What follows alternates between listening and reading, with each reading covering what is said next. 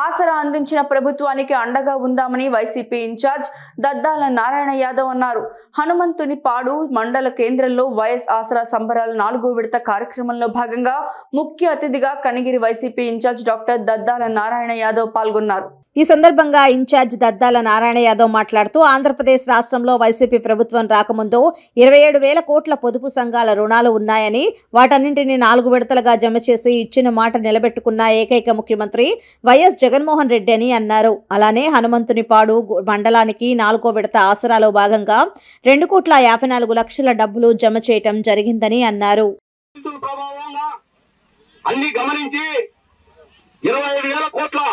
అప్పులు ఉన్న మహిళలకు ఉన్న అప్పుని 4 విడతలుగా ఇస్తానని చెప్పి హామీ ఇచ్చాడు. ఆ హామీని ఇప్పటితో 4 విడతలతో కంప్లీట్ చేయడం జరిగింది. ఇంకా రాబోయే రోజుల్లో మళ్ళీ మన సీఎం జగన్మోహన్ రెడ్డి గారిని మళ్ళీ మనం గెలిపించుకుంటే ఇంకా ఎన్నో పథకాలు, ఎన్నో సంక్షేమ పథకాలు ప్రవేశపెట్టి మళ్ళీ మనకి భరోసా ఇస్తారని మనస్ఫూర్తి కోరుకుంటున్నాను.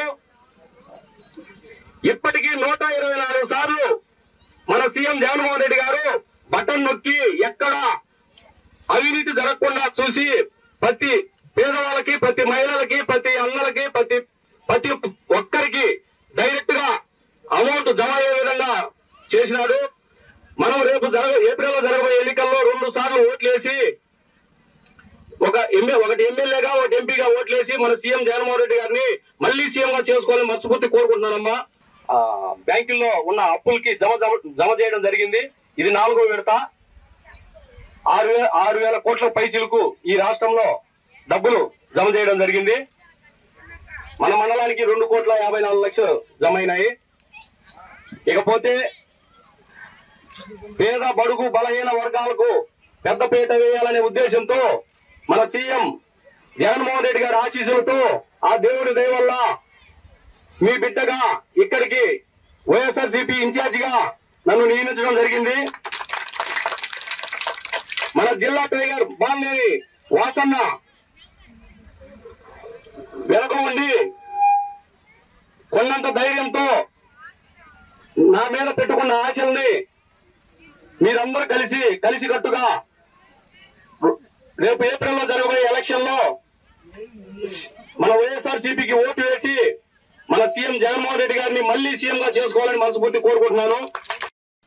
ఏప్రిల్ తర్వాత సీఎం అయిన తర్వాత ఈసారి 136 సార్లు బటన్ నొక్కి మనకి ఎన్నో సంక్షేమ పథకాలు ప్రవేశపెడతారని మనస్ఫూర్తి కోరుకుంటున్నాను.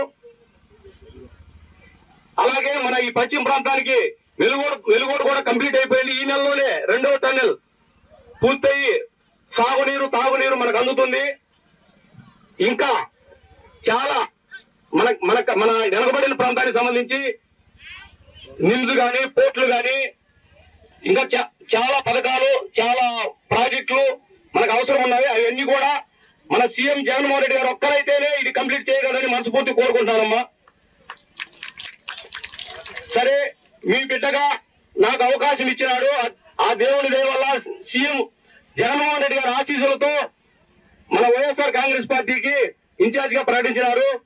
రేపు జరగబోయే ఎన్నికల్లో కనిగిరిలో వైఎస్ఆర్సీపీ జెండా ఎగరవేయాలని, అలాగే రాష్ట్రంలో మన సీఎం జగన్మోహన్ రెడ్డి గారిని మళ్ళీ సీఎం గా చేసుకోవాలని మీరందరూ కలిసికట్టుగా ఓట్లేసి మన సీఎం మళ్ళీ సీఎం గా చేసుకోవాలని మన జగన్మోహన్ రెడ్డి గారిని మనస్ఫూర్తి కోరుకుంటూ సెలవు తీసుకుంటానమ్మా.